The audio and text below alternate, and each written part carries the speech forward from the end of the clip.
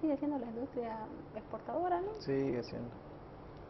Bueno, es la madre además del modelo cruceño. Ujú. ¿Ah? Todo el modelo O cruceño. sea, gira en el torno uso a de eso. tecnología no es nuevo, digamos, ¿no? Sí. O sea, cada vez la vamos adaptando. Así que eso se presenta. ¿Qué ha pasado?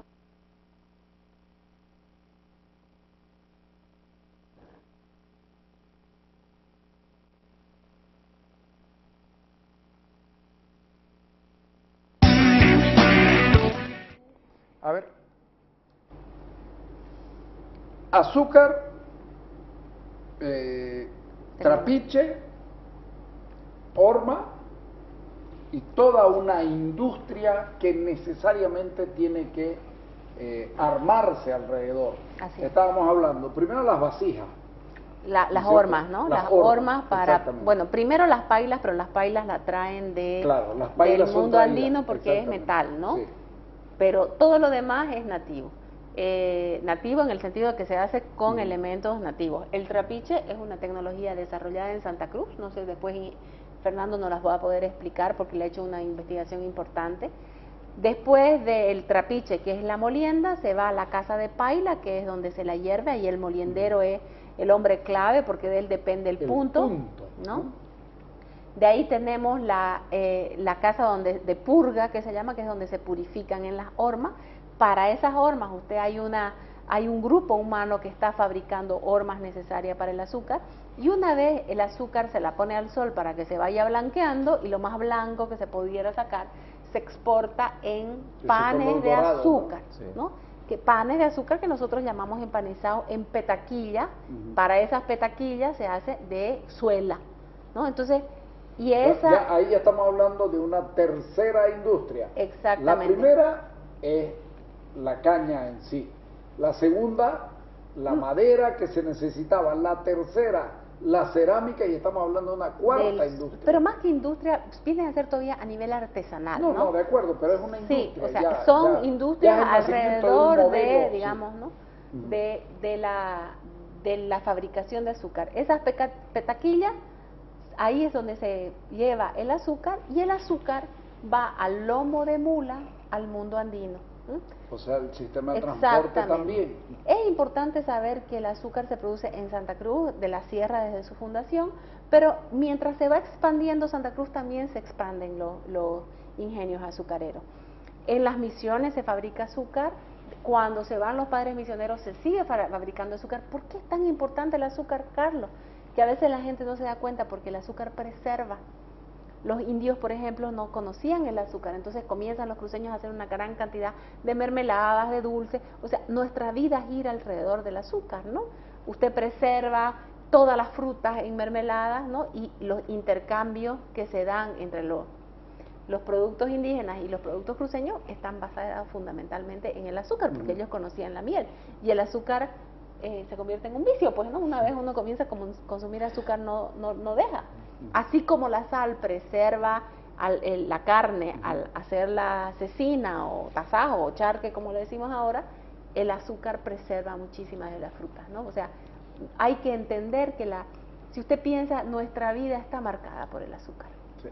¿Carpinteros eran los primeros artesanos que trabajan esto o no? ¿O eran artesanos casi industriales, preindustriales, lo que uno quiera, pero finalmente industriales, porque había que hacer un trapiche como para poder moler la mayor cantidad de caña, porque se necesitaba exportar, como vos estabas diciendo? Exacto, eran maestros trapicheros, eran maestros constructores de trapiches, porque tenían que tener en cuenta muchas consideraciones en el momento de construir un trapiche. Aquí podemos ver, por ejemplo, José, tenemos la imagen. Aquí. Ese es el trapiche. Este es un trapiche originario de Santa Cruz de la Sierra. Acá tenemos los nombres de los trapiches, del trapiche, los nombres de los componentes de esta maquinaria. Ese de arriba es el espequi. Tenemos el espequi, que es el que va finalmente, de aquí va al buey. Es la palanca, ¿no?, que va hacia el buey y eso da vuelta. Ya. Acá tenemos dos masas laterales, son 3 masas, las dos laterales esta y esta se llaman masa hembra, la central se llama masa macho. El constructor tenía que tener en cuenta muy bien las dimensiones de estas masas, porque si no la maquinaria no funciona. se tranca. Se claro. tranca. Es una maquinaria sin metal, ¿no? Es una Sí, maquinaria todo- sin metal. Todo madera. Todo madera. Por ejemplo, tenía que tener en cuenta el constructor el diámetro de las masas, Ujú. la longitud, la altura de las masas, el diámetro de los dientes, a qué distancia van a colocar los dientes, cuántos dientes, no podían estar a diferentes distancias porque si no, como esto funciona engrana. como engranaje, Claro, no sí, engrana. Claro. Y tenían que finalmente Esto es armar, ingeniería, ¿no? es una ingeniería, porque tenían que armar considerando las dimensiones, las medidas, tenían que hacer una prueba de resistencia a materiales, tenían que hacer un mantenimiento de la maquinaria. Una vez que la maquinaria estaba armada, tenían que hacer el mantenimiento de una maquinaria. Y ese mantenimiento se hacía con grasa, por ejemplo, se hacía con jabón, en las partes móviles, porque si esto no se hacía así, era que la máquina iba a sonar, y al sonar empezaba a desgastarse y desgastaba mal, gastaba mal. La maquinaria tenía que ser simétrica, eso quiere decir que tenía que ser igual en ambos extremos, no podía, Los extremos tenían que ser idénticos. no podía estar chueca, porque si estaba chueca ya la caña no molía bien, había poca extracción y la maquinaria tenía poco tiempo de vida, no duraba. Tenía que estar bien plantada, o sea, tenía unos postes que iban bien hasta el fondo, los parantes, tenía que estar 2 metros hacia abajo o 1,5 metros hacia Bajo tierra. bajo tierra, de 1,5 metros a 2 metros, Ujú. porque los bueyes podían hacer que la maquinaria se desestabilice, bueno, y eso hacía de que no la molienda baje. Claro. Tenía que ser una maquinaria estable. Estas consideraciones las tomaba en cuenta el cruceño, por ejemplo, en el momento de construir, de hacer el diseño de la maquinaria. Aquí podemos ver las medidas estándar de un trapiche originario cruceño. O sea, cabe destacar que el trapiche brasileño o el cubano tiene metal.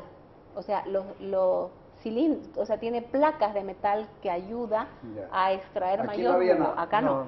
Era totalmente Madera.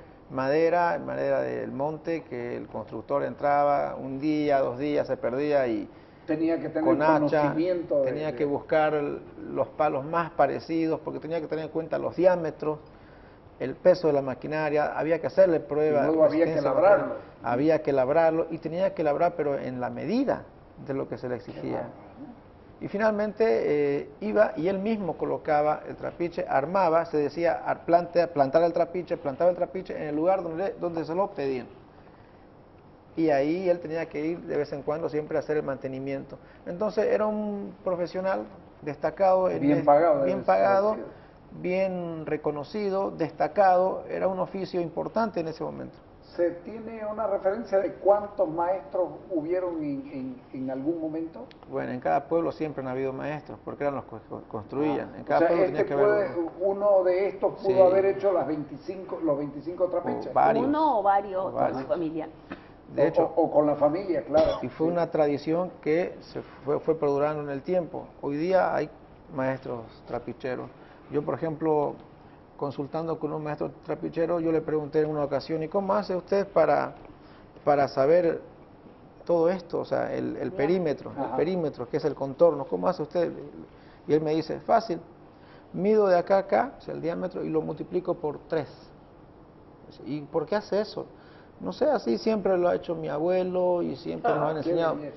Pero eso es matemático porque se multiplica el diámetro por 3, ese 3 es pi, que es 3.14 dice, y bueno, y eso le da matemáticamente el contorno, La que es circunferencia, la ¿no? circunferencia, es el perímetro. Pero ellos lo sabían de una manera que fue reproduciéndose de manera oral, generación tras generación, como una tradición que permanece hasta ahora. Todavía se hacen trapiches. Se hacen trapiches. Sí, todavía hay trapiches, Hay ¿no? trapiches. Hay trapiches.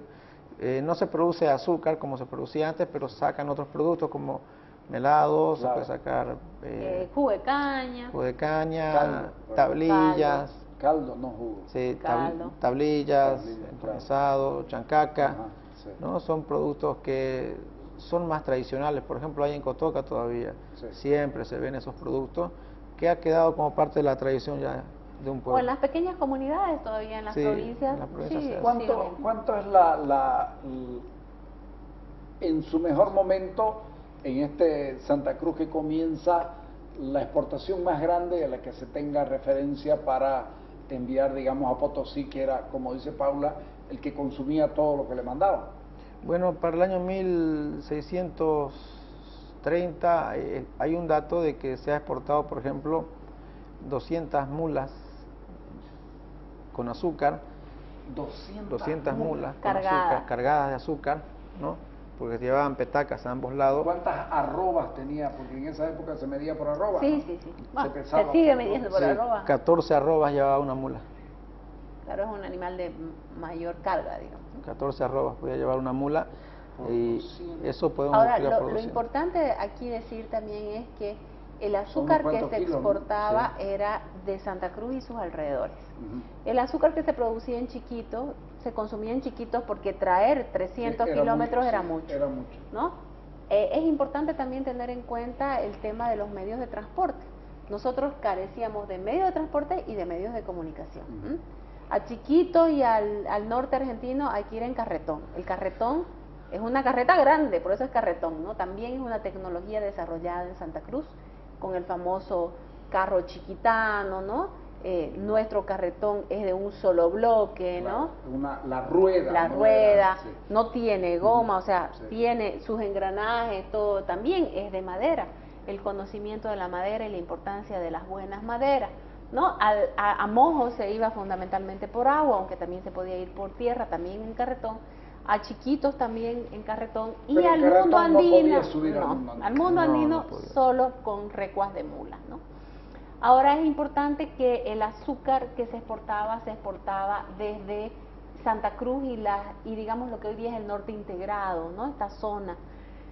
Una vez llegada a la República, eso es importante, se sigue exportando azúcar, pero claro, digo, una arroba de azúcar que en Santa Cruz podía costar 2 pesos, costaba 5 en Orán o en Salta y costaba 6 en Potosí, ¿no? Y esto es justamente, costaba mucho más el transporte de ese producto que el producto en sí. ¿Y lo llevaban? ¿Quiénes lo llevaban? Los arrieros. ¿El propio productor No. lo enviaba o venían y le compraban acá? A ver. Porque eso es importante. Claro, o sea, ya es Ajá. otro nivel, Todo el digamos, proceso de sí, ya es otra exportación, parte de la digamos, ¿no? cadena, ¿no? Aquí Ajá. estamos hablando de una importante cadena productiva, Claro. que son los arrieros. Aquí aparecen los arrieros, que Ya. era gente dedicada a transportar estas mercaderías, que era azúcar. Y los arrieros, por ejemplo, eran los vallegrandinos. En Valle Grande habían arrieros, gente dedicada solamente a transportar azúcar. A transportistas de hoy, digamos, ¿no? Ujú. Sí, eran arrieros. Y empezaban a llevar ¿Con su arrieros. propia plata? Las recuas de mulas venían desde Santa Cruz. Sí. Ahora, ellos dirigían las mulas. Ya. Y también habían otros arrieros que tenían las mulas también. Pero generalmente las mulas iban desde Santa Cruz porque el producto tenía que llegar hasta Valle Grande o tenía que llegar hasta alguna provincia para que el arriero desde ahí las pueda transportar. Era así. Y también Santa Cruz empezó a transportar o a exportar azúcar a Argentina por el año 1860, cuando Argentina tenía una guerra civil importante. Entonces Salta y Tucumán dejaron de producir azúcar, necesitaron azúcar. Hay unos informes de Argentina donde se solicitaba al gobierno boliviano que les manden azúcar, y Santa Cruz entonces empezó a llevar azúcar en la posibilidad, bueno, según cómo podían, se llevaba azúcar, hasta que aparecieron los ferrocarriles argentinos. Cuando ya el gobierno de Nicolás Avellaneda puso los ferrocarriles argentinos en Argentina, en norte argentino, eso ya fue un paro, ya ha detenido el comercio azucarero cruceño. Ya frustró, digamos. Ya frustró. O sea, nos lleva a una crisis porque además salen algunas leyes proteccionistas y comienzan a crearse los propios ingenios en el norte argentino. Y Fernando ha hecho un estudio interesante de quiénes son los que trabajan en esos ingenios, no sé si podría...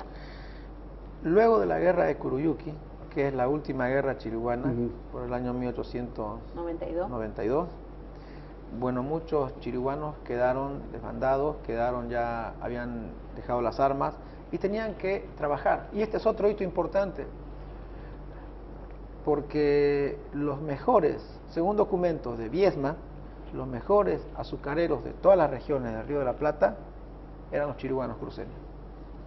Los chirihuanos cruceños, nosotros conocemos, bueno, se ha escuchado versiones de los chirihuanos que eran guerreros, ociosos, belicosos, salvajes. Sin embargo, ellos eran los mejores, los grandes productores del azúcar, azucareros de todas las regiones del Río de la Plata. Producían azúcar mejor que en Santa Cruz y de calidad tan parecida a la del Cusco.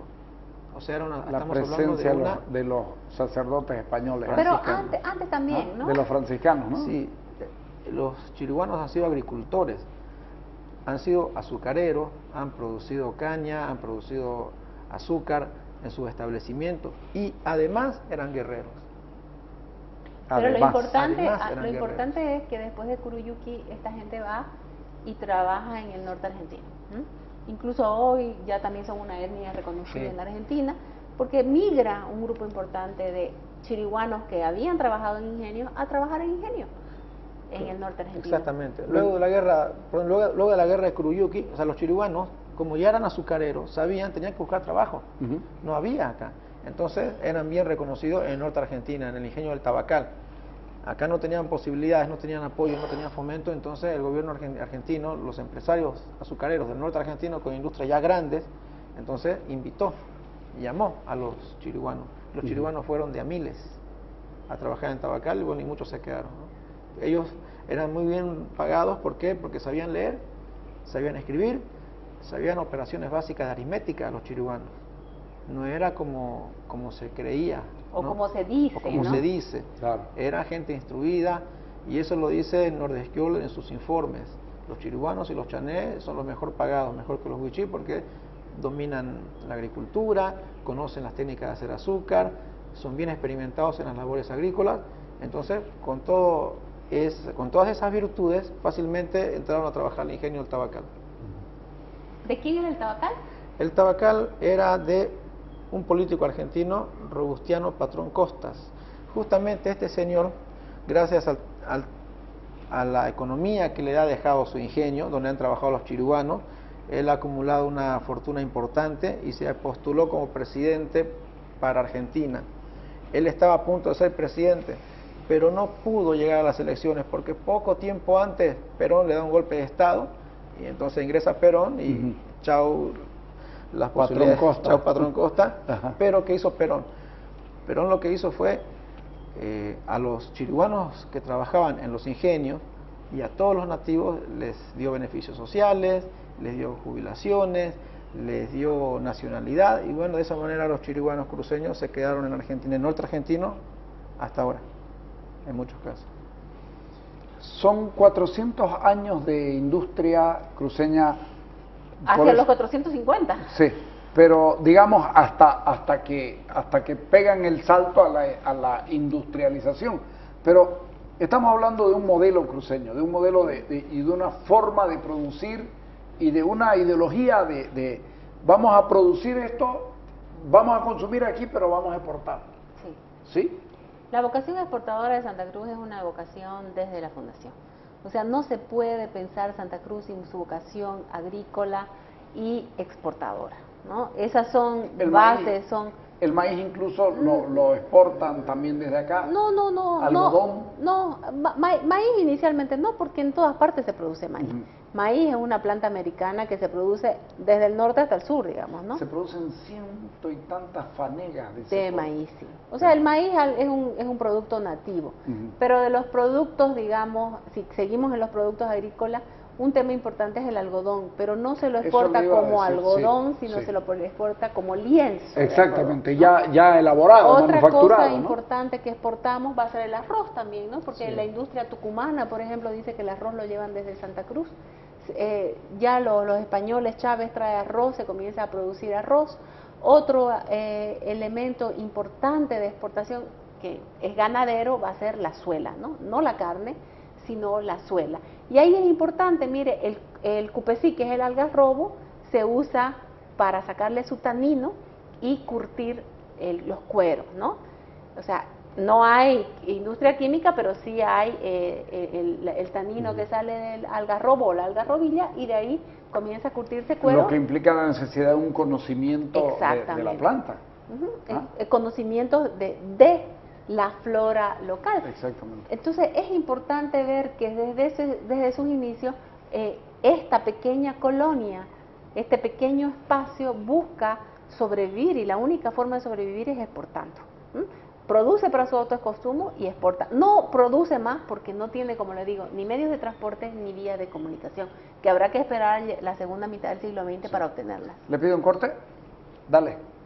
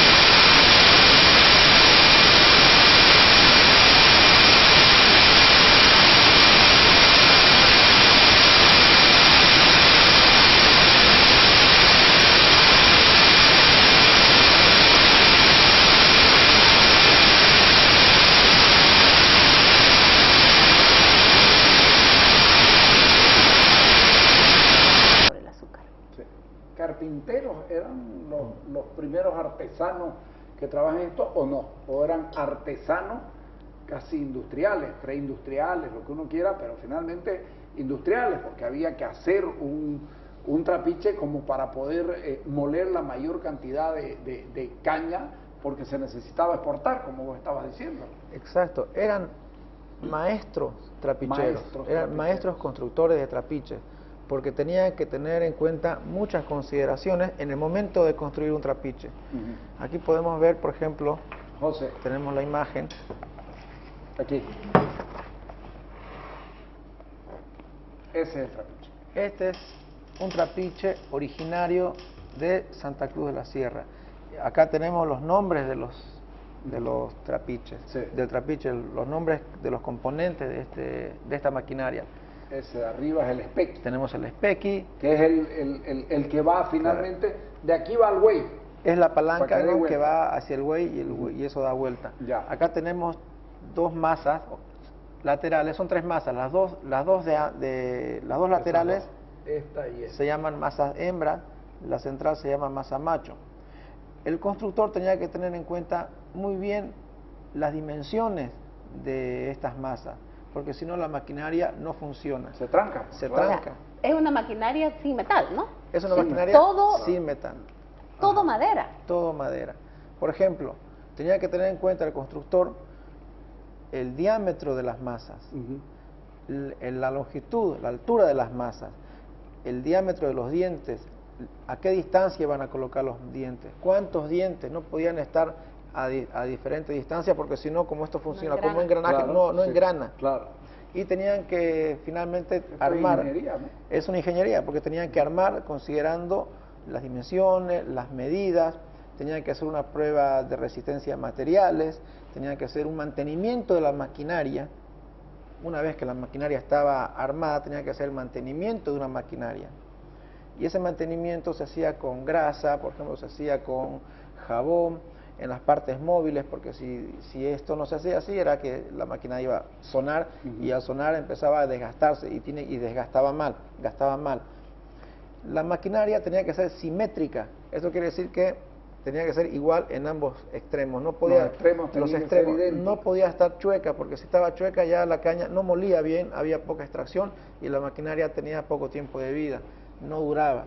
Tenía que estar bien plantada, o sea, tenía unos postes que iban bien hasta el fondo, los parantes, tenía que estar 2 metros hacia abajo o 1,5 metros hacia Bajo tierra. bajo tierra, de 1,5 metros a 2 metros, porque los bueyes podían hacer que la maquinaria se desestabilice, bueno, y eso hacía de que no la molienda baje. Claro. Tenía que ser una maquinaria estable. Estas consideraciones las tomaba en cuenta el cruceño, por ejemplo, en el momento de construir, de hacer el diseño de la maquinaria. Aquí podemos ver las medidas estándar de un trapiche originario cruceño. O sea, cabe destacar que el trapiche brasileño o el cubano tiene metal. O sea, los cilindros, o sea, tiene placas de metal que ayuda Ya. a extraer Aquí mayor no había jugo. nada. Acá no. Era totalmente Madera. madera del monte, que el constructor entraba un día, 2 días, se perdía y Tenía que tener con hacha, conocimiento. tenía que buscar los palos más parecidos, porque tenía que tener en cuenta los diámetros, el peso de la maquinaria, había que hacerle pruebas. Y luego había que labrarlo. Había que labrarlo y tenía que labrar, pero en la medida de lo que se le exigía. Y finalmente iba y él mismo colocaba el trapiche, armaba, se decía plantaba el trapiche en el lugar donde se lo pedían. Y ahí él tenía que ir de vez en cuando siempre a hacer el mantenimiento. Entonces era un profesional destacado, Bien pagado, bien debe pagado, ser. bien reconocido, destacado, era un oficio importante en ese momento. ¿Se tiene una referencia de cuántos maestros hubieron en algún momento? Bueno, en cada pueblo siempre han habido maestros, porque eran los que construían. En O cada sea, pueblo tenía que haber uno de estos pudo Sí. haber hecho los 25 trapiches. O varios. Uno o varios, O con varios. su familia. De hecho, o con la familia, claro. y fue una tradición que se fue perdurando en el tiempo. Hoy día hay maestros trapicheros. Yo, por ejemplo, consultando con un maestro trapichero, yo le pregunté en una ocasión, ¿y cómo hace usted para saber todo esto? O sea, el perímetro, Ajá. que es el contorno, ¿cómo hace usted? Y él me dice, fácil, mido de acá a acá, o sea, el diámetro, y lo multiplico por 3. ¿Y por qué hace eso? No sé, así siempre lo ha hecho mi abuelo y siempre nos han enseñado. Pero eso es matemático porque se multiplica el diámetro por 3, ese 3 es pi, que es 3.14 dice, y bueno, y eso le da matemáticamente el contorno, que es la circunferencia, es el perímetro. Pero ellos lo sabían de una manera que fue reproduciéndose de manera oral, generación tras generación, como una tradición que permanece hasta ahora. ¿Todavía se hacen trapiches? Se hacen trapiches. Sí, todavía hay trapiches, Hay ¿no? trapiches. Hay trapiches. No se produce azúcar como se producía antes, pero sacan otros productos como melados, se puede sacar jugo de caña, caldo, tablillas. Caldo, no jugo. Sí, tablillas, empanizado, chancaca. ¿No? Son productos que son más tradicionales. Por ejemplo, hay en Cotoca todavía. Siempre se ven esos productos que ha quedado como parte de la tradición ya de un pueblo. O en las pequeñas comunidades todavía, en las provincias. ¿Cuánto es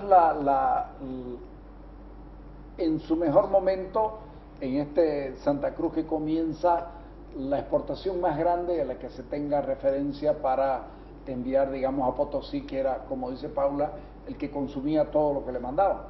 Bueno, para el año 1630 hay un dato de que se ha exportado, por ejemplo, 200 mulas con azúcar, 200 mulas con azúcar, cargadas de azúcar, ¿no?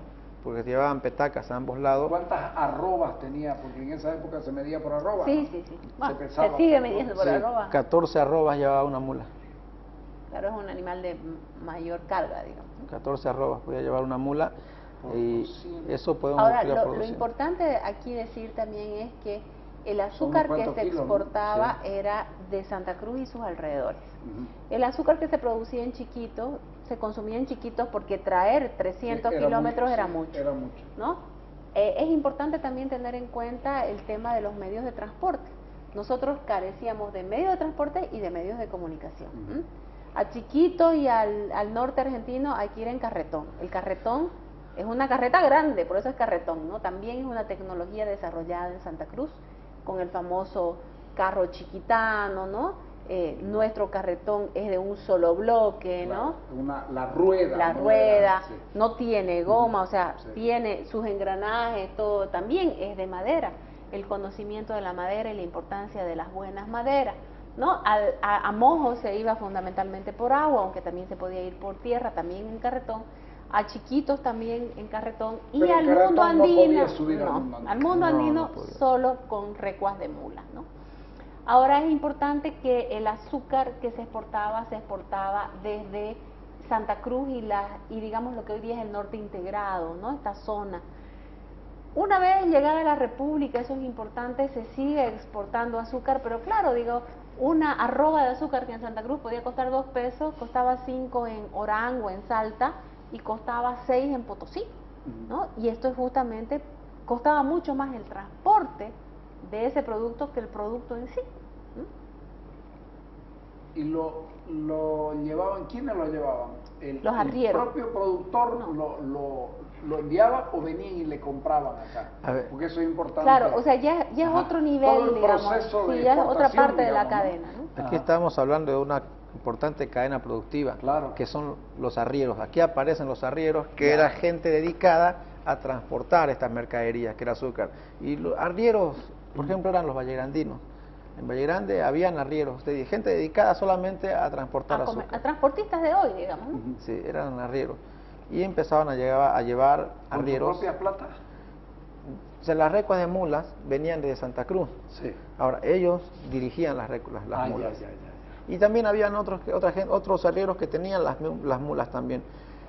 Pero generalmente las mulas iban desde Santa Cruz porque el producto tenía que llegar hasta Valle Grande, o tenía que llegar hasta alguna provincia para que el arriero desde ahí las pueda transportar. Era así. Y también Santa Cruz empezó a transportar o a exportar azúcar a Argentina por el año 1860, cuando Argentina tenía una guerra civil importante. Entonces Salta y Tucumán dejaron de producir azúcar, necesitaron azúcar. Hay unos informes de Argentina donde se solicitaba al gobierno boliviano que les manden azúcar. que les manden azúcar. Y Santa Cruz entonces empezó a llevar azúcar en la posibilidad, bueno, según cómo podían, se llevaba azúcar, hasta que aparecieron los ferrocarriles argentinos. Cuando ya el gobierno de Nicolás Avellaneda puso los ferrocarriles argentinos en Argentina, en norte argentino, eso ya fue un paro, ya ha detenido el comercio azucarero cruceño. Ya frustró, digamos. Ya frustró. O sea, nos lleva a una crisis porque además salen algunas leyes proteccionistas y comienzan a crearse los propios ingenios en el norte argentino. Y Fernando ha hecho un estudio interesante de quiénes son los que trabajan en estos ingenios, no sé si podría... Luego de la guerra de Curuyuqui, que es la última guerra chiriguana, por el año 1892, bueno, muchos chiriguanos quedaron desbandados, habían dejado las armas y tenían que trabajar. Y este es otro hito importante, porque los mejores, según documentos de Viesma, los mejores azucareros de todas las regiones del Río de la Plata eran los chiriguanos cruceños. Los chiriguanos cruceños, nosotros conocemos, bueno, se ha escuchado versiones de los chiriguanos que eran guerreros, ociosos, belicosos, salvajes. Sin embargo, ellos eran los mejores, los grandes productores maestros del azúcar, azucareros de todas las regiones del Río de la Plata. Producían azúcar mejor que en Santa Cruz y de calidad tan parecida a la del Cusco. O sea, la presencia de los sacerdotes españoles. Pero antes también, ¿no? De los franciscanos, ¿no? Sí, los chiriguanos han sido agricultores, han sido azucareros, han producido caña, han producido azúcar en sus establecimientos y además eran guerreros. Pero lo importante es que después de Curuyuqui esta gente va y trabaja en el norte argentino. Incluso hoy ya también son una etnia reconocida en la Argentina, porque migra un grupo importante de chiriguanos que habían trabajado en ingenio a trabajar en ingenio en el norte argentino. Exactamente. Luego de la guerra de Curuyuqui, o sea, los chiriguanos, como ya eran azucareros, tenían que buscar trabajo. No había acá. Entonces eran bien reconocidos en el norte argentina, en el ingenio del Tabacal. Acá no tenían posibilidades, no tenían apoyo, no tenían fomento, entonces el gobierno argentino, los empresarios azucareros del norte argentino con industrias ya grandes, entonces llamó a los chiriguanos. Los chiriguanos fueron de a miles a trabajar en Tabacal, y muchos se quedaron, ¿no? Ellos eran muy bien pagados, ¿por qué? Porque sabían leer, sabían escribir, sabían operaciones básicas de aritmética los chiriguanos. No era como se creía, o ¿no? Como se dice, o como ¿no? se dice. Claro. Era gente instruida, y eso lo dice Nordesquiol en sus informes. Los chiriguanos y los chanés son los mejor pagados, mejor que los huichí, porque dominan la agricultura, conocen las técnicas de hacer azúcar, son bien experimentados en las labores agrícolas. Entonces, con todas esas virtudes, fácilmente entraron a trabajar al ingenio del Tabacal. ¿De quién era el Tabacal? El Tabacal era de un político argentino, Robustiano Patrón Costas. Justamente este señor, gracias a la economía que le ha dejado su ingenio, donde han trabajado los chiriguanos, él ha acumulado una fortuna importante y se postuló como presidente para Argentina. Él estaba a punto de ser presidente, pero no pudo llegar a las elecciones porque poco tiempo antes Perón le da un golpe de Estado y entonces ingresa Perón y chau las posibilidades, chau Patrón Costa. Pero ¿qué hizo Perón? Perón lo que hizo fue a los chiriguanos que trabajaban en los ingenios y a todos los nativos les dio beneficios sociales, les dio jubilaciones, les dio nacionalidad, y bueno, de esa manera los chiriguanos cruceños se quedaron en Argentina, en el norte argentino, hasta ahora, en muchos casos. Son 400 años de industria cruceña. Hacia los 450. Sí, pero digamos hasta que pegan el salto a la industrialización. Pero estamos hablando de un modelo cruceño, de un modelo y de una forma de producir y de una ideología de vamos a producir esto, vamos a consumir aquí, pero vamos a exportar. Sí. ¿Sí? La vocación exportadora de Santa Cruz es una vocación desde la fundación. O sea, no se puede pensar Santa Cruz sin su vocación agrícola y exportadora, ¿no? Esas son bases, son El maíz incluso lo exportan también desde acá. No, algodón. Maíz inicialmente no, porque en todas partes se produce maíz. Maíz es una planta americana que se produce desde el norte hasta el sur, digamos, ¿no? Se producen ciento y tantas fanegas de maíz, sí. O sea, el maíz es un producto nativo, pero de los productos, digamos, si seguimos en los productos agrícolas, un tema importante es el algodón, pero no se lo exporta como algodón, sino se lo exporta como lienzo. Exactamente, ya elaborado, Otra manufacturado, cosa ¿no? importante que exportamos va a ser el arroz también, ¿no? Porque la industria tucumana, por ejemplo, dice que el arroz lo llevan desde Santa Cruz. Ya los españoles, Chávez trae arroz, se comienza a producir arroz. Otro elemento importante de exportación que es ganadero va a ser la suela, ¿no? No la carne, sino la suela. Y ahí es importante, mire, el cupecí, que es el algarrobo, se usa para sacarle su tanino y curtir los cueros, ¿no? O sea, no hay industria química, pero sí hay el tanino que sale del algarrobo o la algarrobilla, y de ahí comienza a curtirse cuero. Lo que implica la necesidad de un conocimiento de la planta. Conocimiento de la flora local. Exactamente. Entonces es importante ver que desde sus inicios esta pequeña colonia, este pequeño espacio busca sobrevivir, y la única forma de sobrevivir es exportando. Produce para su autoconsumo y exporta. No produce más porque no tiene, como le digo, ni medios de transporte ni vía de comunicación, que habrá que esperar la segunda mitad del siglo XX para obtenerlas. ¿Le pido un corte? Dale.